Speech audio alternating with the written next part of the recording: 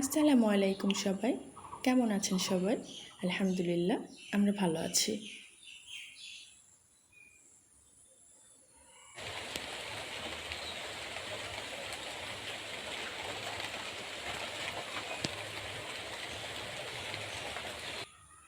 আজকে তো বাহিরে ঝুম বৃষ্টি হচ্ছিল। বেশ কয়েকদিন থেকেই প্রচণ্ড গরম, গরমের পরে একটুখানি স্বস্তি। এত গরম যে কোনো খাবার দাবারও অসহ্য হয়ে গিয়েছিল। হয়তো শুধু আমার না, সবারই এরকম। অতিরিক্ত গরমে খাওয়ার রুচিটাও থাকে না।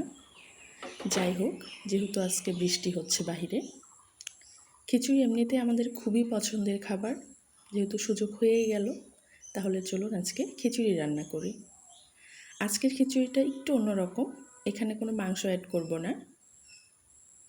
দেখতেই পাচ্ছেন, এখানে আমি সবজি দিয়ে খিচুড়ি রান্না করব, সেটা হচ্ছে মিষ্টি কুমড়া।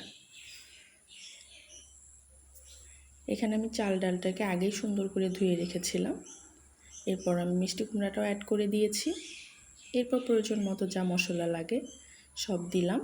এরপর হচ্ছে আদা, রসুন, পেঁয়াজের পেস্টও অ্যাড করে দিয়েছি। এই খিচুড়িটাকে আজকে আমি হাতে মাখিয়ে বসিয়ে দিব একেবারে। এখানে আমি আস্ত কিছু গরম মশলাও অ্যাড করে দিলাম, যদিও গরম মশলা গুঁড়ি আগেই অ্যাড করেছি আমি। এরপর প্রয়োজন মতো তেল অ্যাড করছি। তো কার কার অঞ্চলে আজকে বৃষ্টি হয়েছে? আমাদের তো এখানে প্রায় সারা রাতই হয়েছে এবং দিনের বেলায়ও ঝুম বৃষ্টি।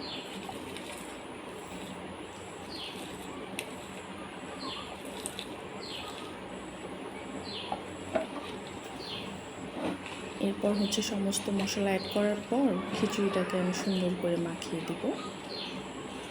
মাখিয়ে প্রয়োজন মতো পানি অ্যাড করব।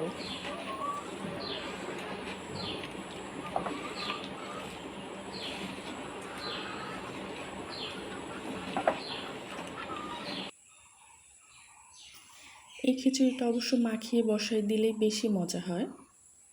এরপর হচ্ছে আমি পানিটাও অ্যাড করে দিলাম প্রয়োজন মতো। এরপর আমি রান্না হতে বসাই দিব। এই তো মিষ্টি কুমড়াগুলো অবশ্য আস্ত থাকবে না, একটু গলে গলে যাবে, মানে ভেঙে যাবে আর কি। ওভাবেই অনেক মজার হয় এই খিচুড়ি। কে কে মিষ্টি কুমড়ার খিচুড়ি এভাবে খেয়েছেন আমাকে অবশ্যই কমেন্ট করে জানাবেন। আমার মনে হচ্ছিল যে ওই পাত্রটা একটু ছোট হয়ে গেছে, এরপর আমি পাত্রটা চেঞ্জ করে নিয়েছি। এই তো আমার খিচুড়ি অলমোস্ট ডান।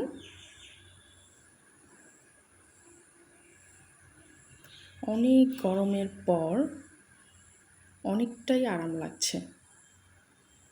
যেরকম গরমে অস্বস্তি অবস্থা সৃষ্টি হয়েছিল, একটু বৃষ্টির পর অনেক ভালো লাগছে।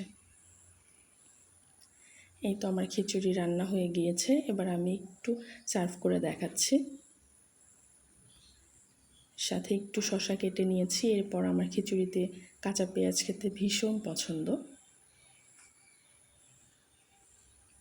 আজকে এই পর্যন্তই, সবাই ভালো থাকবেন। আল্লাহ হাফেজ।